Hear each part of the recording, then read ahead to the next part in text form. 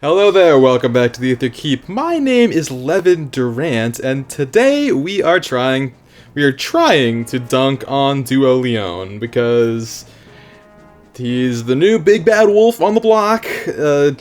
Personally, I do not think he's a good addition to the game, but he's certainly public enemy #1 right now. There's a couple other contenders for that title, but I think he has to be public enemy #1, even if just for his particular brand of just abject degeneracy in Summoner Duels. But we're not playing Summoner Duels, this is AR. So what do we have here? This kind of Cavline formation type of thing, I think, is becoming more and more dominant in the meta. And something that I'm noticing is that many of them either forego a dancer entirely, or have a dancer set up in such a way that it doesn't necessarily let the biggest threats get an additional move on turn 1. And that is what we were trying to take advantage of here. Now, I didn't actually think about the fact that Sanaki, another high-ranking public enemy, for the record, is the 7th unit, so it wasn't, because this is extremely rare footage of Sanaki with no hardy bearing, which, when that happens, I gotta take advantage of it.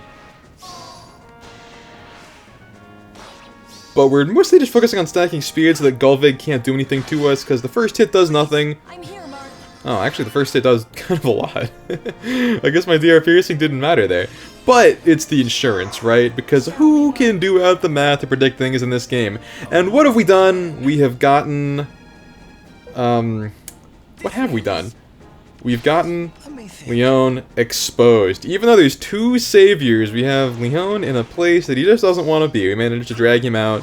And that's the thing about teams like this, is if you can pick your matchups and get the ones you want and win them, a lot of the time you might just get a free pick next turn on the ones that you left alone. And that is sort of how I've been trying to deal with Leon without really doing that much. This team also now features my newly foddered up Plumeria, who has both Guidances, Rock Slide Dance, Wings of Mercy 4, and I think Attack with Echo too, but her dance is a little bit too good to be using that all willy-nilly. So having the movement, having double guidance on this team for movement is also spectacular, although I think next Astra season it's actually going to be I think my bonus unit's going to be Hortensia for every team, so it's going to be really nice to have guidance on someone that isn't Tana. Anyway, bonus Frere, a real pain. Thankfully this time we actually have enough damage. I think we had enough DR to live the second hit regardless, but it's fine. And I will admit, I made a couple of oopsies on this map that I'm still getting away with. The first was not realizing that I wasn't baiting Sanaki, actually. The second is I have a second team that's identical to this one, but with Mystic Boost 4 on Marth, so that he can hit back against staff units. Should have brought that for this one with the staff unit, but we get away with it anyway. And as you can see, I really had the ability to player phase Sanaki and Edelgard here. I am choosing out of the malice in my heart or something to enemy phase the only Sanaki in the world that isn't running hardy bearing, just so that I can feel something. That's what I like. That's what gets me up in the morning. Perhaps it's a flaw in my personality, but it's happening right now, and that's pretty much the map. It's just I think Duo Leon is really annoying because right now I feel like the only way to enemy phase is to find avenues of, isn't that beautiful? To find avenues of non-pierceable DR and to stack speed to the sky. And Leon has specifically an incredible amount of damage that cannot be reduced in any way, and forces you to stack res instead of speed. So he is just counter meta in a way that I think we need new solutions to, and he is frustrating to fight when we don't have those yet. Anyway, there's one armor left on the map. I got guidance. You know how this goes. We're just going to skip on to match number 2. So here we have perhaps the other culprit for public enemy #1, Harmonic Igan, who I think is friend, not foe. big Igan fan over here. Actually did some rare Levinseti investment a couple days ago, giving her Life and Death 4 and an Ascended Floret. I know, who is this guy? My hair also looks really good, so maybe I am an imposter, but I swear to you it happened, and you will see the results in my next defense recap, which I'm very excited about. I think my team is super cool. But on this team, we're pretty much running the same strategy again, except with my favorite little trick of, using a Savior to get around the AoE. I just love that one, because the AoE and the Hardy bearing together are brutal and will take out nearly anything that they hit. But with the magic of Saviors, you can kind of split the difference, and her hit itself is not quite so career-ending, let's call it.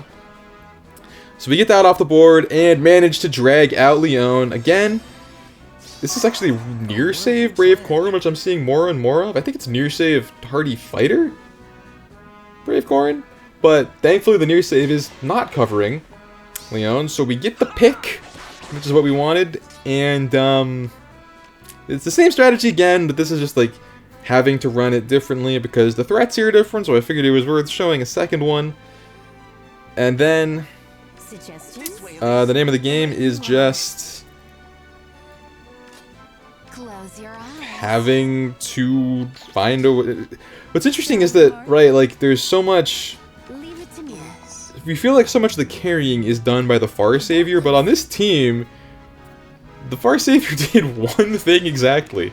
The rest was player phasing Leon, which Marth is just not really the unit for. He actually misses it a lot. And then everything else is one range.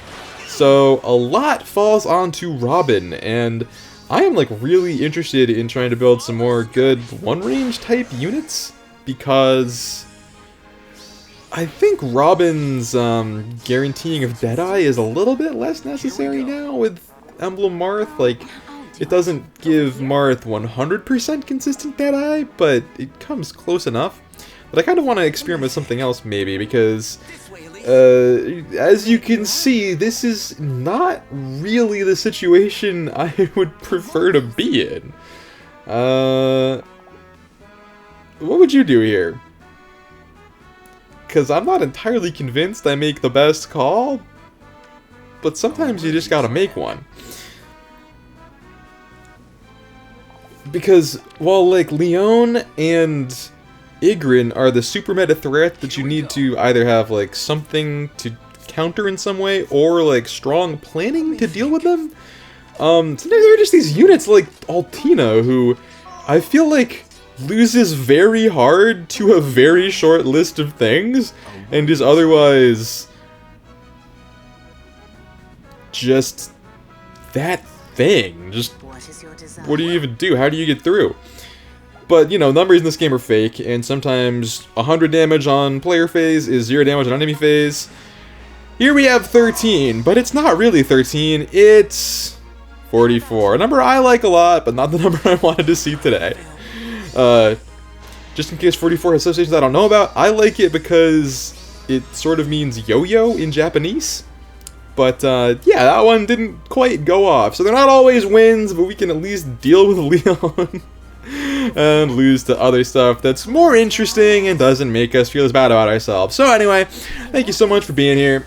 I will not talk too much at the end of this video, but I just wanted to get back to the 2-video-a-week schedule, and this is what we had, and I think the Chaos stuff's going to be a lot better, so stay subscribed to make sure you're ready for that, because I am so proud of this defense team I put together. You're really going to like it.